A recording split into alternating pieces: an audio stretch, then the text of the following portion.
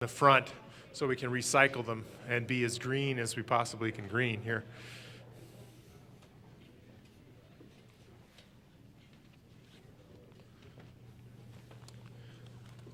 Our next speaker has spoken before.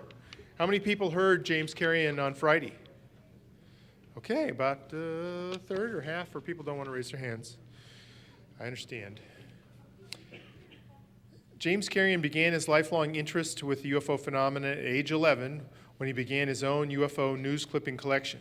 As a young boy, James lived in Puerto Rico, and at the time when the island was a hotbed of UFO activity, and he later researched the Chupacabra and Laguna Cartagena sightings. James served for 4 years as the U.S. Army Russian linguist in Military Intelligence Corps, like Henry Kissinger was in the Military Intelligence Corps too, a little known fact, and became fascinated with the story of Gulf Breeze, a group of young military intelligence soldiers that went AWOL from a base in Augsburg, Germany to search for UFOs in the Gulf Breeze.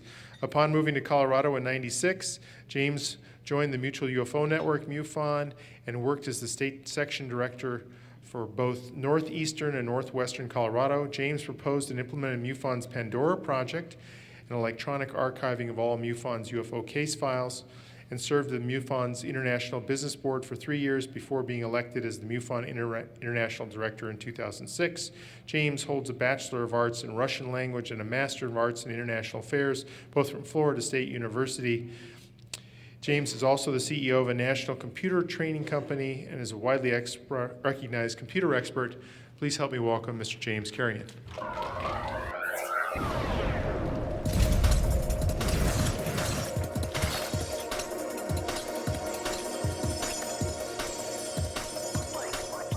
Well, it's a real pleasure for me to be speaking up here for the second time.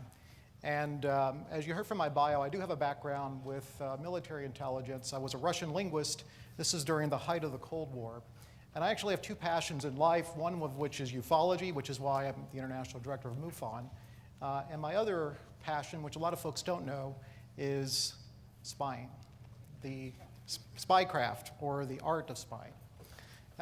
In fact, one of the things that happened to me shortly after I left the military is when I went to get my undergrad degree at Florida State University. I was driving down Pensacola Avenue in Tallahassee, Florida, and this car came up from behind and clipped my right rear bumper. And so we both pulled over, and I got out and went to the back of the car to see what the damage was. And what happened was that the gentleman got out of his car, walked over, and he was staring intently at my chest, and his jaw dropped, and he started profusely apologizing to me. And as he started to talk, I could detect that he had a Russian accent. And I wondered, why does he look so fearful? And I looked down, and I was wearing my KGB t-shirt. It had the KGB emblem. It said, Komitet Государственной Безопасности, which means KGB in Russian. And he was horrified. Now, I assured him that I was just a young, poor college student, that I did not belong to the KGB, that I did have a background in military intelligence. He was very thankful, and we exchanged phone numbers. So that was an interesting story. If I could get my presentation up, thank you. So what I'm going to talk about today is Russian espionage and UFOs, the relationship between the two. Now, just to give you a brief history of Russian espionage, up until the end of the Cold War, there were two major organizations that had to do with foreign intelligence, the ones that were actively involved here in the United States. We have all the different variations of the Foreign Intelligence Service, which was originally as a Cheka and then became, over the years, a number of different acronyms, but eventually became the Soviet KGB. Also active here in the United States was the GRU, which was Soviet intelligence, military intelligence. There are the emblems for both of those organizations. I find the one for the GRU fairly interesting. And I wonder if the citizens of Gotham City ever knew that Bruce Wayne was a GRU agent. Yeah, very interesting. Now, the Russians were very active here in the United States in terms of infiltrating this country. And they had a number of notable early achievements, everything from infiltrating the Manhattan Project very thoroughly to infiltrating every aspect of our government, from the White House to the Office of Strategic Services to the Treasury Department to the State Department, and so on, also the armed forces. Now, what happened was that we knew that the Russians were active here. We knew because in 1945, there was a Canadian cipher clerk in Canada that defected, Igor Gauzenko, and he let the Canadians know, who then told us, that there were a number of different spy rings operating within the United States. But at the same time, we were actively breaking the Soviet diplomatic code under a project known as the Venona Project. How many of you have heard of the Venona Project? Okay, a lot of you may not have heard of it because it was only declassified very much later. This was right after during the later years of the war and right after the war. The Army Security Agency, which is the predecessor to the National Security Agency, was actively decoding the Soviet diplomatic code. And through those decodes, they were able to unmask a number of notable spies, everyone from the Rosenbergs to the atomic spies, and some of the other spy rings that were active at the time. Now, interestingly enough, the Russians had their own mole in the Army Security Agency who told the Russians that we are breaking their code, and once the Russians figured that out, they said, okay, let's change the codes. And that's what they did, and that intelligence dried up. So we have Russian espionage today. The KGB was disbanded in, I believe it was 1991. It broke up into two separate agencies, the SVR, which is the Foreign Intelligence Agency, which is equivalent to the Central Intelligence Agency, the CIA. It's interesting that they named their directorates with these different letters. Directorate X, which has to do with scientific and technical intelligence. So if there is any active interest on the part of the Russian intelligence and anything that has to do with our military-industrial complex, you can bet it's probably the folks in Directorate X that are behind that. But even though we have the KGB broken up into SVR and FSB, counterintelligence, they pale in comparison to the size of the old GRU, the old Russian military intelligence. There are more Russian military intelligence spies on American soil than there are from the other two agencies.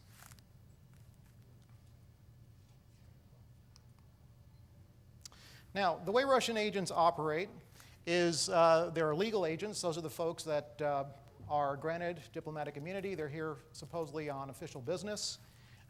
We also have illegals. These are folks that live among the wider community, and they operate as spies covertly. And then probably the more popular are the mercenaries, the folks that are for hire.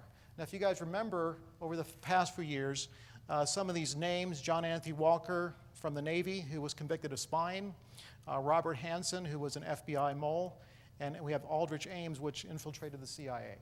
So they're the more common type. So the big question in relation to UFOs is, why would Russian intelligence be interested in the UFO field? Well, it's actually fairly simple, especially with an organization like MUFON, which can be used as a form of intelligence for these various organizations. Now, this was a report that was filed August 3rd of 2007 on the MUFON website. It comes from a gentleman who said that he was on vacation in New Hogan Lake, California, one August afternoon, floating in his boat, and he looked up and he saw this strange aircraft. And he recognized it as probably military, but he didn't really know what type of aircraft it was. It was wedge-shaped in appearance. He was unable to tell how big it was. He could hear some noise, but he was also 60% deaf. And he took a single snapshot, and I'll show you that picture in just a second here. But I wanted to talk about how that the aircraft slowed to a standstill, made a few barrel rolls, accelerated to a speed about the same as when you see an airliner overhead. It was not an F-117 or B-2. This gentleman obviously knew something about military aircraft because he had even recognized prior other aircraft like the Boeing Bird of Prey. And he said, okay, well, I think I'm calling this a UFO, even though it's not extraterrestrial. I think it's probably military. And this is the photo he submitted. Now, interestingly enough, the MUFON investigator that took on this case also works in the defense industry for a major aerospace contractor, and he recognized right away what that craft was. He recognized it as a classified military vehicle, commonly called the XOV, which is actually a two-stage to orbit transport. So we have this larger plane here that takes the smaller vehicle up to a very high altitude and then launches it into orbit. And what he was observing was the re-entry vehicle coming back in. Now, if you are in Russian intelligence or you're in Chinese intelligence, would this be of interest to you? That halfway across the world, you can surf somebody's website and get intelligence that you don't need to put a spy on the ground with a camera looking 24 hours a day to try to get the same intelligence. They can get it right off of MUFON's website.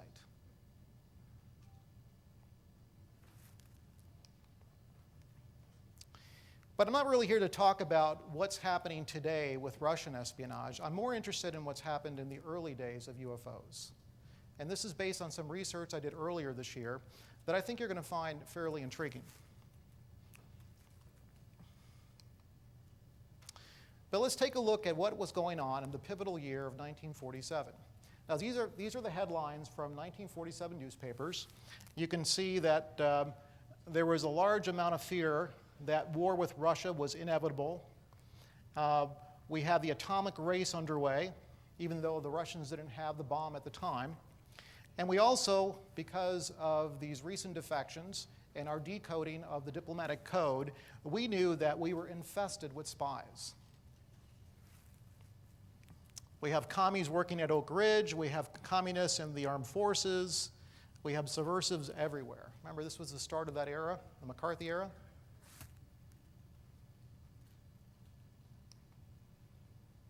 And of course, that same year was pivotal to ufology. So here we see the major headlines that this is around the time of Kenneth Arnold, flying saucers now seen in over 28 states, 41 states cite saucers. Saucers were everywhere.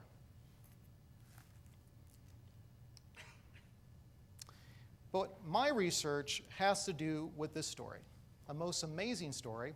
What I find amazing about it is that it's been out there in the public domain for 60 years, yet has never been touched by ufology. No one in UFO circles has bothered to look into this story. 2 weeks before Kenneth Arnold, a story was leaked to the press, actually in New Zealand, about a new secret Allied weapon that was jointly developed by the US, the UK, and New Zealand. What was astonishing about this new weapon was it was on par with the atomic bomb. But it was not the atomic bomb.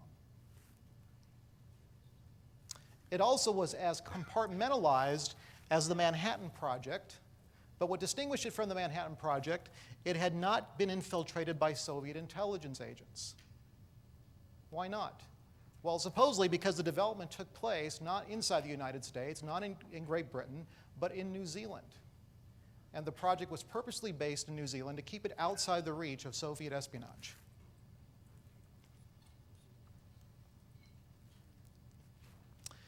And even more surprisingly, it was a weapon that could have won the war against Japan had it been completed on time. Anybody ever heard of this weapon? It's not the atomic bomb. It's not biologic and it's not radiological. We'll see what it is. And more intriguingly, a weapon that was possibly airborne 2 weeks before Kenneth Arnold.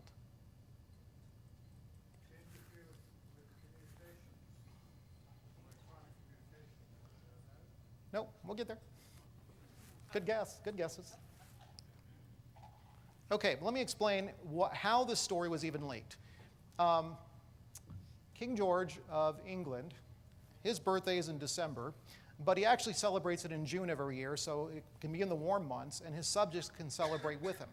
And it's around his birthday that he creates a list of everybody that's going to receive some sort of honor from the British Empire, whether you're knighted or you receive a commandership of the British Empire. And what happened was that the press found out that there was this gentleman right here, Professor T.D.J. Leach, a scientist who was going to be receiving a commandership or companion in the Order of the British Empire.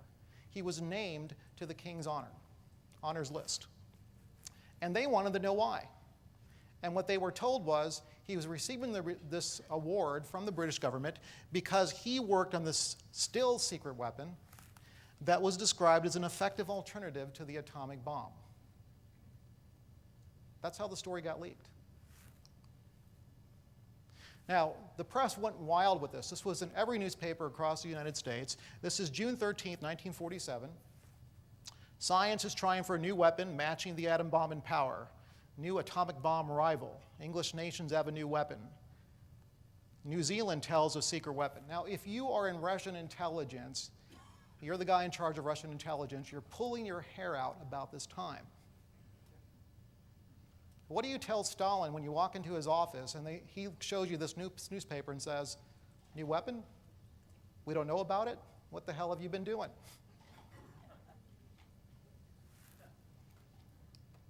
June 14th, the very next day. Now we have a US scientist that comes into the picture. So we started off with this New Zealand scientist, but all of a sudden somebody leaked the name of a US scientist that worked on this project. And he backs the secret weapon tale. Now, of course, the press was speculating, as other folks in the crowd here were also, what type of weapon this could be. So there was speculation that it had something to do with radiation, that it was some lethal weapon that may have to do with biological warfare. But of course, when they asked the British, as good servants of the Queen, they kept mum and said, we're not talking about it. Now, this is the interesting part of it. The new weapon may be airborne, and I'll explain why that's interesting here in a second.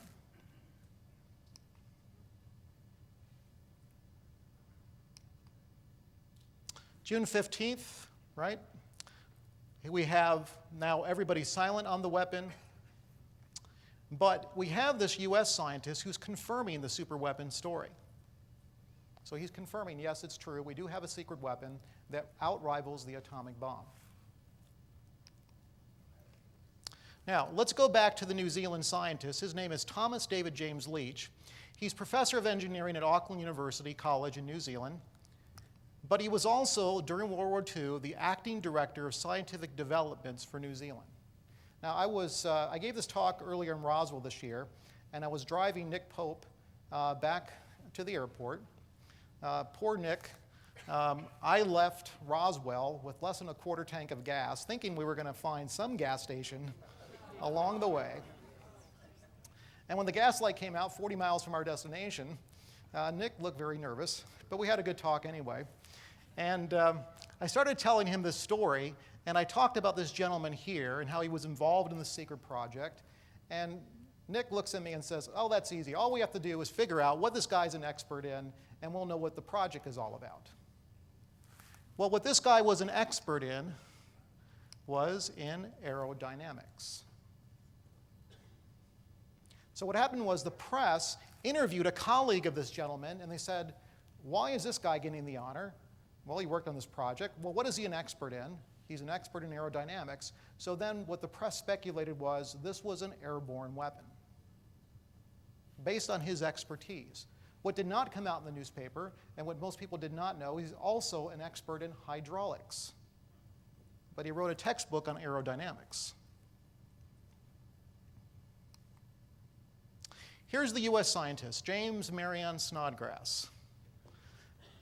These are the 1947 articles where he's confirming his involvement in the secret weapons project. And this is his ID card. Actually, I went to the Scripps Institute of Oceanography because before James Marion Snodgrass died, he donated all of his papers to the Institute, and I got access to those. And in his papers were all of the different ID cards for all the different war organizations that he worked for, including the Office of Scientific Research and Development.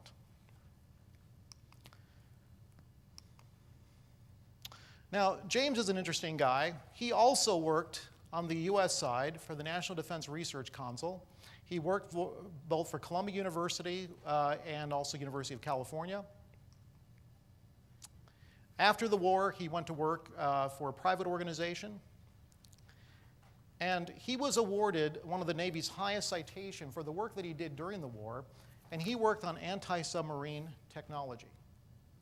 specifically how to detect submarines. So he was out on ships quite a bit.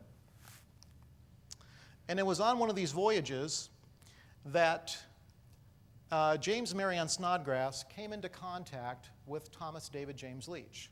These are a couple other things about Mr. Snodgrass. He was also a member of the IEEE. He had numerous patents. He was a very well-known scientist in his day.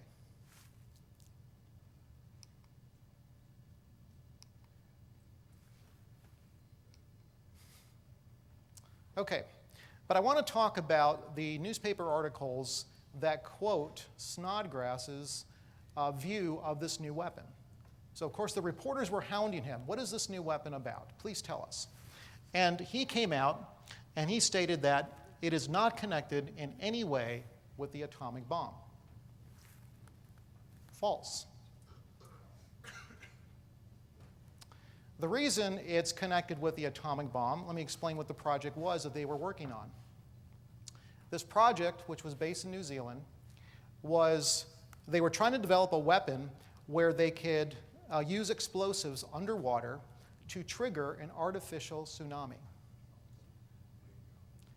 Now, they worked on this a number of months, and what they figured out was that conventional explosives were not going to hack it. But what could trigger a tsunami of substantial size was an atomic explosion underwater. So both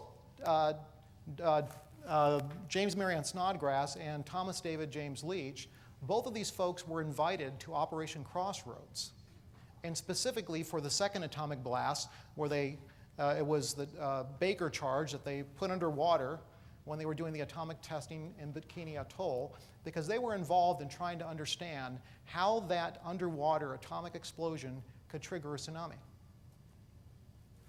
So it was connected with the atomic bomb, because they already knew when this newspaper article came out that traditional explosives would not be able to trigger a substantial wave size. It's not a biological warfare weapon. Again, this is what James Marion Snodgrass is telling the press. That's true. The development of the weapon started during the war, was not completed until after hostilities were ended. That was false. This tsunami project, which by the way is called Project SEAL, and I'll show you the final report on Project SEAL in just a bit, was initiated in 1944, but it was terminated in January of 1945. So it was not completed until after hostilities were ended. It was actually terminated much earlier. Now, Snodgrass joined the British and New Zealand scientists in the development of the weapon. That was true. Snodgrass was trolling around the Pacific doing anti-submarine warfare, and he was enlisted to help in 1944 with this tsunami project. Now, interestingly enough, he states that the weapon was conceived by the British, and although the U.S. was not enthusiastic, the British pressed the project first on a Pacific island and later in New Zealand. That was false. The weapon was actually conceived by the New Zealanders. And it was not the Americans who were pessimistic, it was the British who were pessimistic. Now we know this because this is all written up in the final report on Project SEAL. The US Navy received reports during the development, and that's true. Now what do you call when you mix true and false information? Disinformation.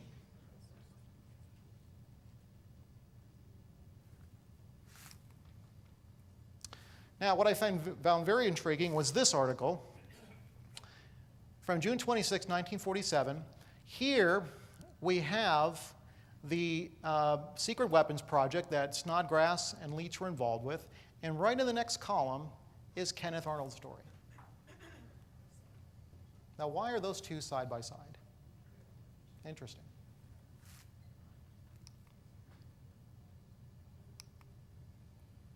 Here's Project SEAL. Let me talk a little bit about Project SEAL.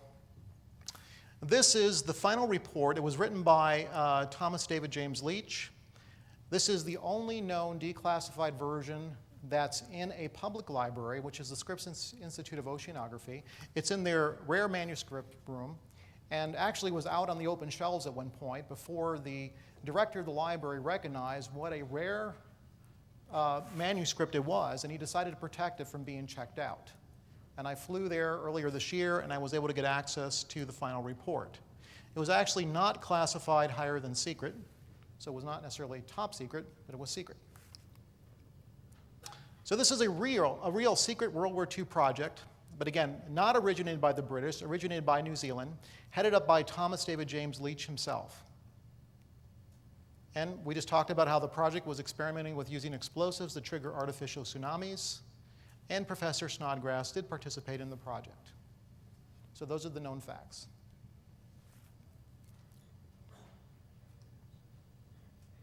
So now we have a problem here, a conundrum, because we have Project SEAL that confirms that this was a real weapons project. It was leaked in mid-June 1947, but it had terminated in 1945, but it was being promoted in 1947 as an ongoing, still existing project.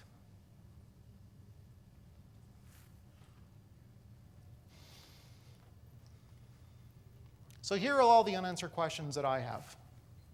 Why was it leaked in the first place if it was still an ongoing classified project? Can you imagine during World War II that the British come out and put out a press release saying, by the way, at Bletchley Park, we're working on this thing called the Enigma machine. And for that matter, that the US government had come out and put out a similar press release and says, we're working on another machine called Purple, and we're breaking the Japanese code. It does not make any sense that if it was an ongoing classified project, that would have been leaked in the first place. Why would T.D.J. Leach leak any information about the project, including the name of a previous colleague? How did James Marion Snodgrass's name get out there in the press? Somebody leaked it. Why is the British role in the project played up while the New Zealand role is played down when the opposite was true? Why are the British portrayed as the optimists and the Americans as the pessimists when the opposite was true? Why would Leach or Snodgrass claim that work was ongoing when they both knew the project was killed in its infancy? 1947, killed in 1945, there's a 2-year gap there. 2 weeks before Kenneth Arnold. A top secret weapons project, possibly airborne.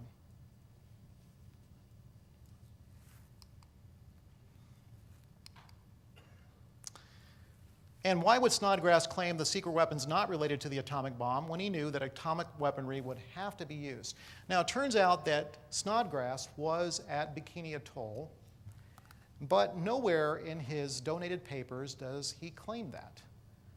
But in his papers, I found orders for Operation Crossroads. And in one of these newspaper articles, he alluded to being out of the country in 1946, around the same time that the atomic testing at Bikini Atoll was taking place. So the logical conclusion was he was there. Now, for some possible answers, it's my belief that this secret weapons project was leaked for effect. Why? Possibly to convince the Soviets, the Russians, that UFOs were real and they were ours.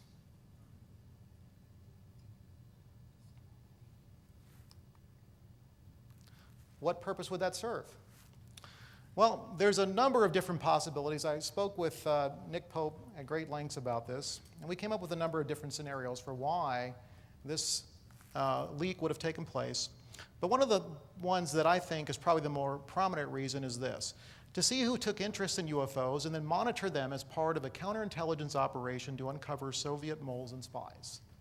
So think back again to the history of Soviet espionage, where the FBI and the Army Security Agency, through the decoding of diplomatic traffic, knew who a lot of these spies were. But once that information dried up, they needed an alternative way to uncover or unmask who these moles were. And what a novel way to uncover Soviet moles and spies than to leak out a new weapons project that the Russians did not know about and see who took interest in that. Now, when I went to the Scripps Institution and looked at James Marion Snodgrass's paper. Again, this was at the Scripps Institute. He confirmed in his own autobiographical writings that he was involved with Project SEAL. He states it very plainly. I went to the Pacific, I worked on this top secret project called Project SEAL in 1944. But he does not mention, not one time, in all of the papers that are there, the front page notoriety that he achieved in June 1947. There were no newspaper clippings. There was nothing in his autobiography, but he was the poster boy on every newspaper across the US and across the world, that he was somehow involved with this top secret weapons project. Why would you omit that from your autobiographical writings? And his autobiography does mention his detailed war efforts, but does not contain any reference to Operation Crossroads. Perhaps he was under oath at Crossroads, and he was also under oath in June 1947 by being involved in some sort of counterintelligence operation.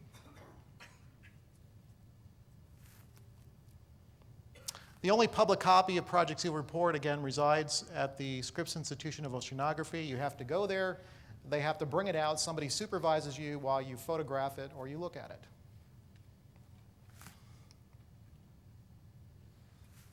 This is a very interesting quote from Sir Winston Churchill about deception. In wartime, truth is so precious that she should always be attended by a bodyguard of lies. Now, were we at war in 1947? We were in a Cold War.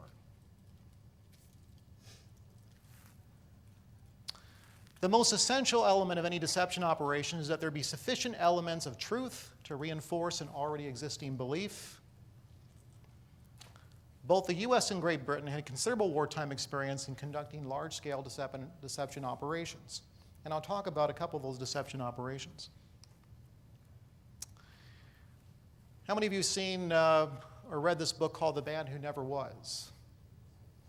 Right? Very interesting World War II deception operation where the Allies were trying to convince the Germans that they planned to invade Greece and Sardinia in 1943 instead of going through Sicily, which was the actual objective.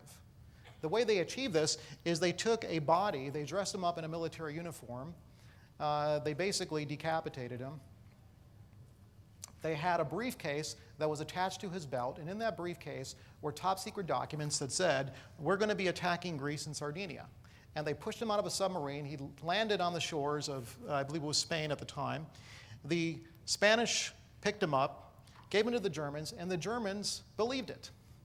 They believed this was some sort of high-ranking intelligence officer who somehow got lost at sea, and with him these plans for this attack. And the Germans believed it. Another notable World War II deception operation, Operation Bodyguard. This was the overall Allied strategic deception plan, carried out as part of the buildup to the invasion of Normandy. The major objective of the plan was to lead the Germans to believe that the invasion of northwestern Europe would come later than was actually planned. We're talking high-level, very detailed deception operations. Now, let me just talk a little bit about these deception operations, because these high-level deception operations were only known to a very few people at the top. One of the important factors was not to tell the folks that were underneath what was going on, because if you could convince them of something, you could also convince the enemy of the same thing.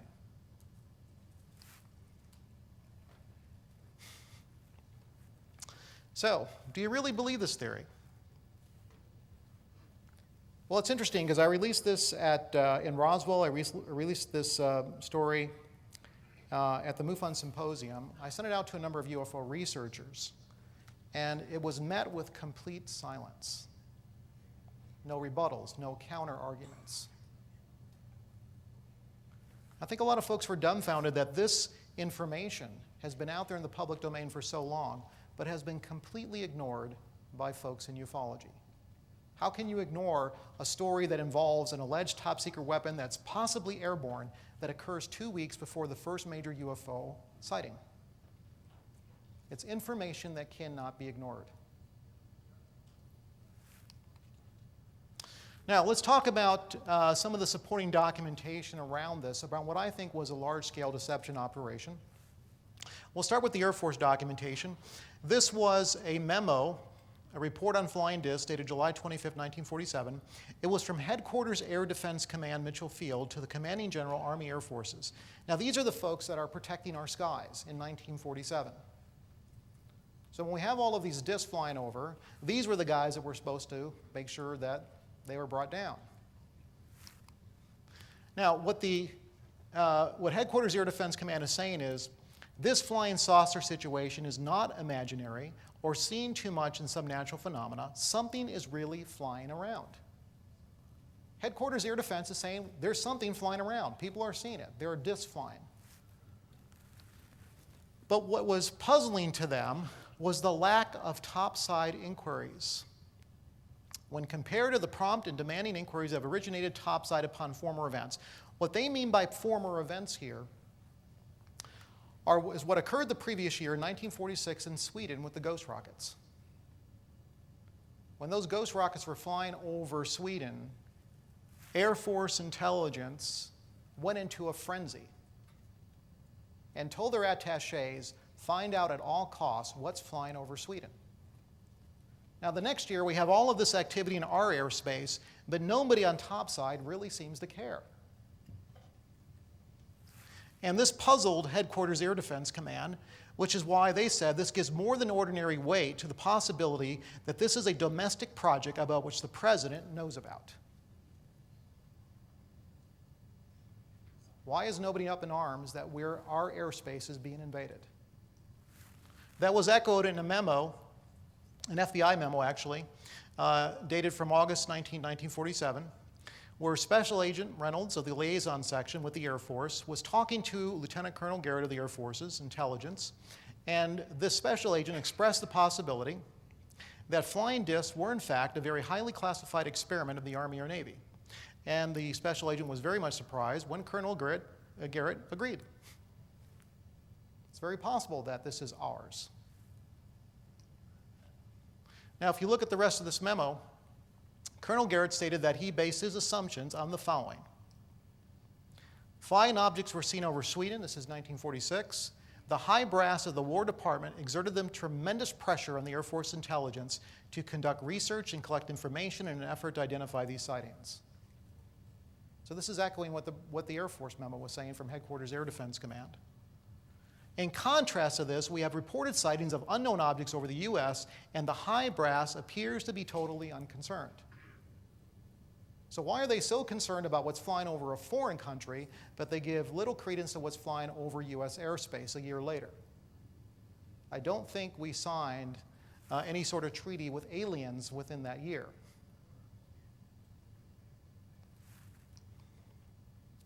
Colonel Garrett pointed out further that the objects in question have been seen by many individuals who are what he termed trained observers, such as airplane pilots. So again, he is echoing what Headquarters Air Defense Command is saying, which is, yes, people are seeing something real. What puzzles us is why nobody in the higher echelons seemed to give a damn about it. He stated that it is his conclusion that these individuals saw something. He stated the above had led him to the conclusion that they were objects seen which somebody in the government knows all about.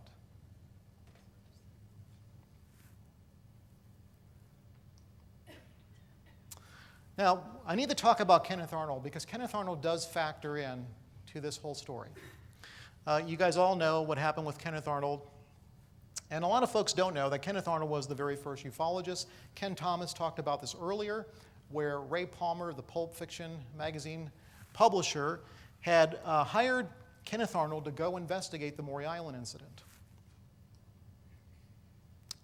Now, before he embarked on his first UFO investigation, Kenneth Arnold was visited by Army Air Force counterintelligence agents, the same agents that died in that B-25 crash from Maury Island. And this is right out of his book called Coming to the Saucers. Before leaving that night, counterintelligence agents Davidson and Brown went through all the mail I had received outside of what various newsmen had helped themselves to. So remember, Kenneth had his sighting. It made the national news. And everybody in the public was corresponding with him at this point, sending him all kinds of letters and memos. And what these counterintelligence agents did is they helped themselves to the mail. The ones they took with them was mostly of the nature of societies or organizations that had written me asking for full accounts of my original experiences. Why are counterintelligence agents interested in who is writing Kenneth Arnold? Looking for spies, counterintelligence. Now, if you look further at Kenneth Arnold's, his first UFO investigation of Maury Island, we see these strange events that occur in Tacoma, Washington. Ken talked a little bit about it, but I don't think he mentioned this one. Kenneth Arnold flew unannounced to Tacoma to conduct this investigation.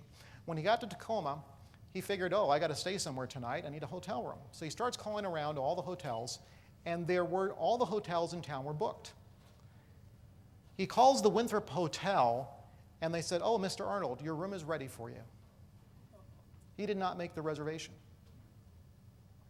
Room 502 of the Winthrop Hotel. So he said, oh, okay, well, this must be another Kenneth Arnold, and I'm going to take his reservation because I need a place to stay. So he did that.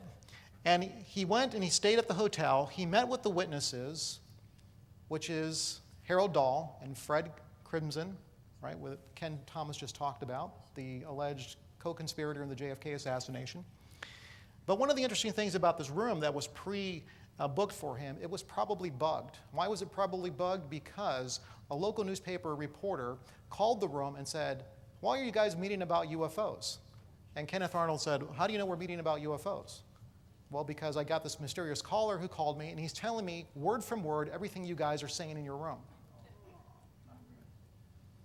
Now, this is in Kenneth Arnold's book, but it's also backed up by very detailed FBI memos that actually confirm to a T the Kenneth Arnold story. We talked about how one of these witnesses is later implicated in JFK, and then, of course, unfortunately, the two CIC agents who were returning to Hamilton Field because Air Force Day, the very first Air Force Day, they had to be back for that. They flew back to Hamilton Field, and their B-25 crashed, and they were both killed. Now, I can understand if Kenneth Arnold had this sighting, and it made the national news, and was the very first publicized event, but what is all this strange stuff?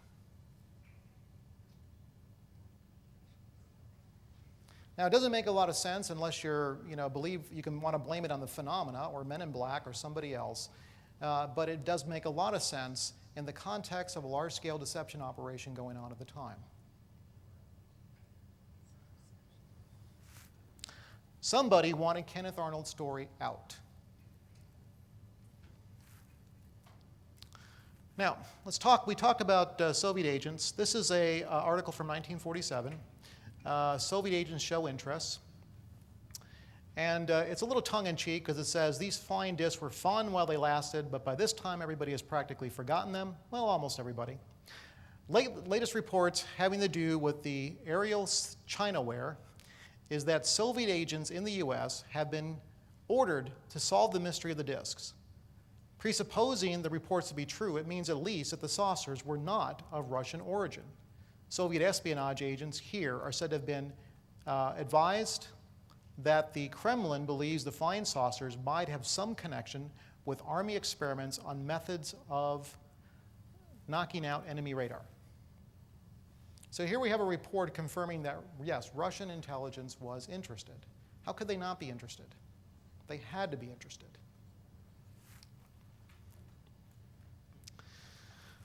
Okay. Now, I put this up here. Actually, when I gave this talk in Roswell, I was glad that I was the very first speaker. I think there were only 7 people in the crowd. And I think most people didn't really understand what my talk was all about because it was fairly anti-Roswell. So I was able to participate in the Roswell parade rather than get tarred and feathered and drugged down Main Street because I'm not a Roswell proponent. Actually, I need to clarify something about that. I am not a Roswell believer. I am not a Roswell debunker. I'm a Roswell skeptic. There's a big difference. And it's important for everybody to understand that no matter how much you believe in Roswell, there is nothing sacred in ufology. Everything is open to question. and you have to ask the hard questions, whether you like it or not. So let me talk a little bit about Roswell and how even Roswell could fit within this large-scale deception operation. So everybody knows that this is the alleged UFO crash, and everybody knows that Roswell Army Airfield was home to the 509 bomber group. But these are the questions that I have yet to get a satisfactory answer from any ufologist. The biggest question for me is, why would the 509 bomber group, an elite military unit who knew better than any other unit in the U.S. military the importance of secrecy in intelligence matters, put out a public press release on something so incredibly significant to national security as the crash of an alleged extraterrestrial craft, or for that matter, the crash of a top-secret balloon project? These folks had just the previous year bombed Japan, and they knew better than anybody in our armed forces to keep their mouths shut. Why are they putting out a public press release? Now, these folks were bound by the same regulations and rules of all Manhattan Project personnel. So I took some time and I went down to the Denver Public Library and I got access to all the security manuals from the Manhattan Project. And what struck me about the security procedures put in place by those folks that were protecting the Manhattan Project was how quickly and silently they could contain any security breach. So one of the arguments against the, or pro the public release of information that I've been hearing from different folks is that, well, they put out the press release because Brazil already had the wreckage, everybody in town knew about it, they were just trying to quiet everything down. There was a better way to quiet things down than to put out a public press release. And they knew how to do it because they did it during the previous war years. They were very well trained in that. It makes no sense. Another unanswered question about Roswell. Why does this gentleman who commanded the 509 bomber group, Colonel Blanchard, who was made to look foolish and rash in the eyes of the world, go on to become a 4-star and become the second highest ranking officer in the U.S. Air Force? How many of you know that Colonel Blanchard worked on targeting data for dropping the bomb on Japan? He was there.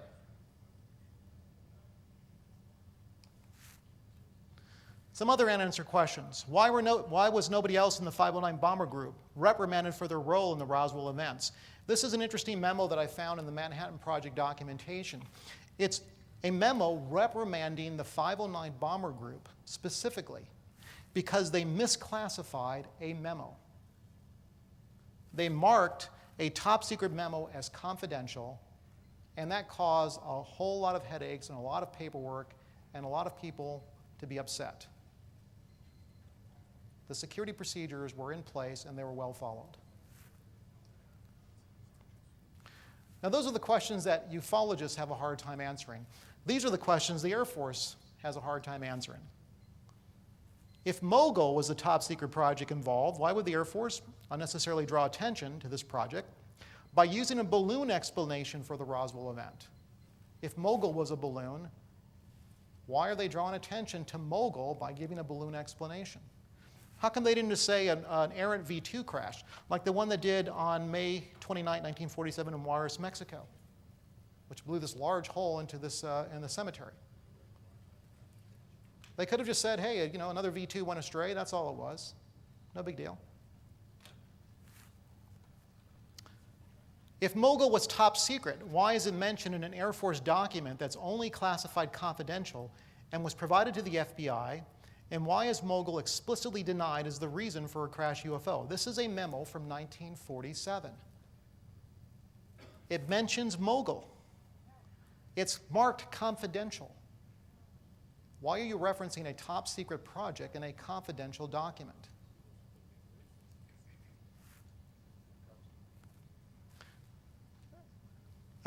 Stan Friedman had a cow when I gave this document to him because he said this is the only memo that he's seen ever from 1947 that mentions Project Mogul by name. So my theory is that there is a grand deception operation going on that predates Kenneth Arnold, where the American government was trying to convince the Russian that UFOs were ours. They used Project SEAL as a cover for that. But what would a grand deception operation actually accomplish? Well, there's a number of possibilities. I talked with Nick Pope in detail about this on our trip back from Roswell. And one of the possibilities he suggested was deterrence. Well, if we make the Soviets believe that we have a weapon greater than the atomic bomb, that would forestall a feared Soviet attack. We were very fearful that the Russians were going to attack us in 1947. Why? It made all the major newspapers. So what? That's a good question. So what? Cold War is the biggest fraud of all time. Actually, you make a good observation. Because when I went to the Truman Library this year, I found declassified Central Intelligence Group reports from 1947 where the president was told that the Soviets were not in a position to attack the United States. They never were. Not in 1947. Throughout the Cold War. I think that could be argued. But what I'm stating here is that this is not a very plausible reason for why a deception operation would have been going on in 1947. I don't think we were really worried about Soviet attack in 1947. Another possibility is code breaking. Now remember that our information dried up because the Russians knew we were breaking their code. They changed their codes. But one way that you can break, there's more than one way to break a code. If we are controlling the stories leaked to the press, especially if they have to do with flying discs and UFOs, then we could take the plain text, which we knew, and we knew that the Russians would be interested in transmitting that back to Moscow in encoded format. And if you have plain text and you have the encoded form of that plain text, you can do cryptanalysis. Now, this is something that was successfully exploited. It's called a known plain text attack. It was successfully exploited by the British at Bletchley Park in World War II.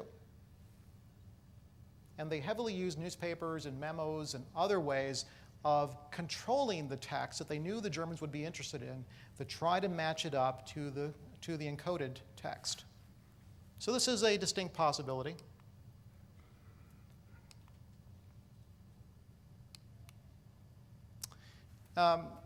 Nick mentioned that maybe we were trying to tie up Soviet research and development efforts by them chasing a non-existent program. UFOs didn't really exist. Let's make them think they did exist. Maybe they'll try to spend all their research dollars there. Not very plausible. Or maybe they were trying to discredit Soviet officials. To me, the only one that comes out on top here is the unmasking of spies. Now, one way to unmask spies is to trigger what's called a canary trap. So let's say, for example, we suspect that the Russians had infiltrated various intelligence agencies or various branches of government. We could release memos that have to do with flying discs and UFOs, release different versions of the memos, and then track which version of a memo reached back to Moscow.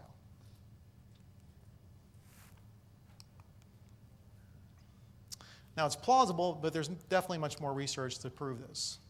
Now, I should say that none of these are mutually exclusive. A deception operation could have had multiple goals. But to me, this is the one that really is on top for me. Now, how can you prove the deception operation took place? Using the tools of forensic history. Why has nobody in ufology paid attention to this top-secret research project leaked to the press 2 weeks before Kenneth Arnold?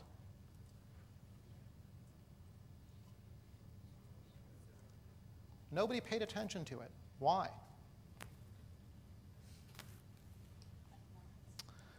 It shows a pattern of activity.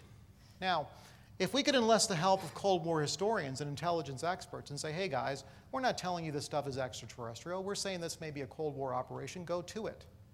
Imagine if the James Bamfords of the world, the guy who wrote The Puzzle Palace on the National Security Agency, dug his investigative skills into the UFO phenomena. What could be uncovered? Looking at the overall picture and not isolated events, and definitely being willing to question our own pet theories. Because in ufology, there are no sacred cows. Now, these are some additional thoughts. The absence of a signal is as telling as the presence of a signal. The fact that James Marion Snodgrass, who achieved this notoriety in June 1947, failed to mention it in his autobiography speaks volumes. UFOs do not need to be of human manufacture to be used in a deception operation. Maybe there was something real flying around our skies in 1947. Maybe they weren't ours. That doesn't mean we can't take advantage of them. That doesn't mean we can't organize a deception operation around them. I'm not saying that the UFOs flying around in 1947 were of human manufacture. Maybe they're not. There may be more than one solution to the UFO mystery. It's multifaceted. Because in reality, based on my experience in MUFON and all the reports we've received throughout the years, government deception cannot explain all of the UFO activity reported to MUFON. It's simply not plausible. But this is the big thing. This is the part of research that I love, and this is something I believe to be very true. Unless the role of government in the UFO phenomena is unequivocally known, it will be impossible to get to the truth. Impossible. We need the help of Cold War historians, intelligence experts, and I thank you very much.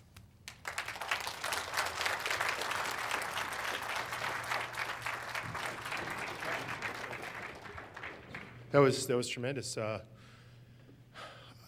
I would just like to dismiss Kenneth Arnold and say, oh, okay, it's a fake. He did it for somebody else. But I don't think that really matters in the big scheme of things. You know, I agree totally that the SEAL project was absolutely a deception, and the whole Kenneth Arnold thing may be a deception, but ultimately it's like we're beyond that. We sort of don't care about that anymore. But it may in fact be, as you say, and I'm glad you're looking at it. That's why nobody's done it, because you haven't been here to do it for us. So let me ask for a couple questions from the audience. Here we got James Clarkson. This is a fascinating theory, and you've really got my mental wheels turning. The only thing that pops into my head is if I look at Roswell and I take out the extraterrestrial explanation and I add to it all of the work that's been done to interview somewhere around 600 witnesses, I have to come up with a government operation by agencies that are so totally out of control that they're willing to use innocent American citizens for kidnapping and intimidation just on the possibility that they might trap some Soviet agents. I really like the extraterrestrial crash disk, we don't know what we're doing, so we're just going to be quiet about it hypothesis much better. But I guess the question in all of that is, doesn't that make Roswell a really frightening event if you pull out extraterrestrials and flying discs, and this is just all done to fool the public or to get Soviet spies?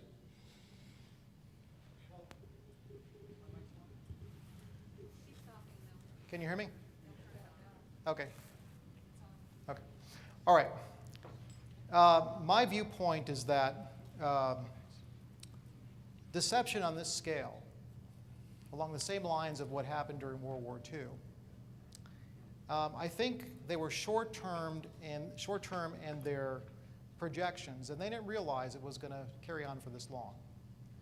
And I think what we're seeing now is that there is no way to go back and to explain to the American public how they have been deceived for 60 years. If you remember the Manhattan Project, once we blew the atomic bomb, we came out with the Smythe Report right away that says, folks, we deceived you. We built these big cities at Hanover Plant, at the Tennessee Valley Authority, under the nose of your governor. We didn't tell the vice president about it. We did it because of the war effort. Will you forgive us? And of course the American population said, yes, of course we will. It was for the war effort. How do you explain to the American people 60 years later that they have been deceived for 60 years? It's a great question. We have another question here from. Yes, Alexandre Duplay from France. I cannot agree with what you've said about the lack of interest in 1947. Just first of all, if you look at the so famous Twining memo, I mean, it's obvious that there is a tremendous interest. There is obviously, and there was, as you said, a tremendous interest of what was happening in Sweden. And if you go to College Park, you will find in the ONI record group some documents that are absolutely undisputable because they are available to everyone. And there is one very interesting document, which is a listing of all the cases that had taken place during that period, 47 to 49, and you see that they take these cases very seriously. So you don't find Roswell in the list, but you find all kinds of other observations above the military bases.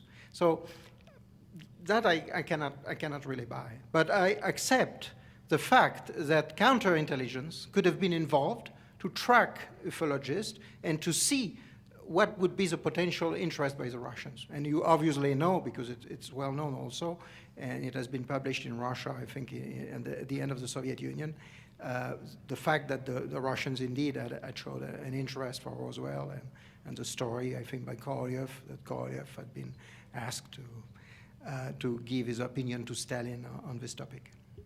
And sure, and again, I'm not advocating that all the activity that was happening in 1947 around flying discs were fabricated.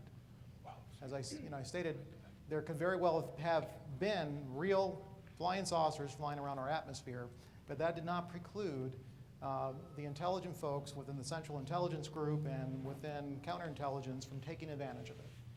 Can we get another question from Chuck Wade? Move away from the mic, the speaker. Step forward. Sir. Ooh, damn. It did. My name is Chuck Wade. I was born and raised in Corona, New Mexico. Whenever Mac Brazel found that craft on the Foster Ranch, he came to Corona to get my father to go out to see it. Is that in your book or your thoughts? Also, folks, I hold in my hand metal from the UFO that crashed on the Plains of San Augustine in July 1947. On the 24th of this month, Mr. Gerald Anderson was a speaker at the UFO conference I held in Gallup, New Mexico. Mr. Anderson was an eyewitness as a 5-year-old child to that craft crashed there. He told very specifically about being a child, seeing the craft, seeing the dead bodies, and here came the military and run them off. Folks, I have no idea where this gentleman gets his stuff, but I'll tell you what, I have studied this for years, and I also gave you a brown package in Roswell on the 4th or 5th of July. Did you read it? I did. Okay, and you still say that it didn't happen? Sir, I don't know where you're coming from, but I guarantee you, I don't agree. I should clarify. I never said it didn't happen. What I'm saying is that if this is a grand deception operation, that if it's an operation on the same scale of pushing a dead body out of a submarine to try to convince the Germans that we were going to attack from a different area, we could very well have staged anything. And if you keep the information quiet and only privy to a certain small group, then the folks underneath you, right, if you can convince them that something's occurring that's possibly extraterrestrial, you can definitely convince your enemy of that. And I agree with James that the notion of disinformation and psychological warfare is definitely weaved into the field of ufology. And it's weaved into not only the Roswell crash, it's weaved into other crashes and stories. It's sort of part of the conundrum or ambiguity that we have to live with in this complicated field. I think I'd like to, you want to take another question? Sure, Or? be happy Okay. to. Well, let's go to Tom Whitmore here in the back. James, the material is very interesting, but one thing occurred to me that's a possible kink in the logic here, and that is after over 60 years of UFO history, it seems logical to us to use UFOs or flying saucers in a deception operation. And you gave a very graphic example of putting the Kenneth Arnold story, or they put the Kenneth Arnold story next to the secret weapons story. But the flying saucer UFO phenomenon didn't exist at that time. So it seems to me very unlikely that even a highly intelligent group of psychological warfare experts would be creative enough to come up with a modern UFO phenomenon as a deception operation when it didn't even exist yet.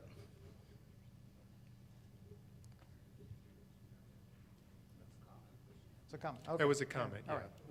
right. You want to comment back? No comment. Okay. All right. Mr. Davids is the last one, but you know it's going to be tough. Now, be polite. I saw The Man Who Never Was when I was very young, and it was a fabulous film, and it brings a lot to mind. Some of the points you make me think about these questions. Why, after 60 years, with you having very well exposed how Mogul was out there, even mentioned in various memos 60 years ago, why that makes it clearly a continued deception campaign today? Why are they using Mogul then to continue a 60-year deception? That's question number one. Question number two, are you suggesting that Kenneth Arnold really did not see the discs? That he was a government agent who was promulgating this story? When anyone listening to his testimony, his book, studying his life, knowing the role it played in his life, wouldn't believe that. Point number three, so much of the Roswell credibility, in my opinion, hinges on the testimony of the witnesses who handled extremely unusual debris at the field. It doesn't make the debris automatically from not of this planet, but it makes it non-conventional materials that were totally unrecognized by people such as Major Jesse Marcel at that time. The testimony of Jesse Marcel on the In Search Of program, where he described what it was like to come upon that debris field and see 3/4 of a mile of stuff that didn't match anything in his military experience, and to hear him saying this 30 years after the fact, this man was not participating in a deception activity 30 years after the fact. He was telling what happened.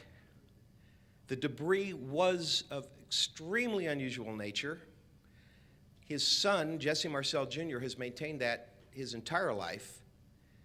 And while writing the Mogul Balloon Report in the early 1990s, the Air Force made a concerted effort to twist the arm of Jesse Marcel Jr. and get him to change his testimony.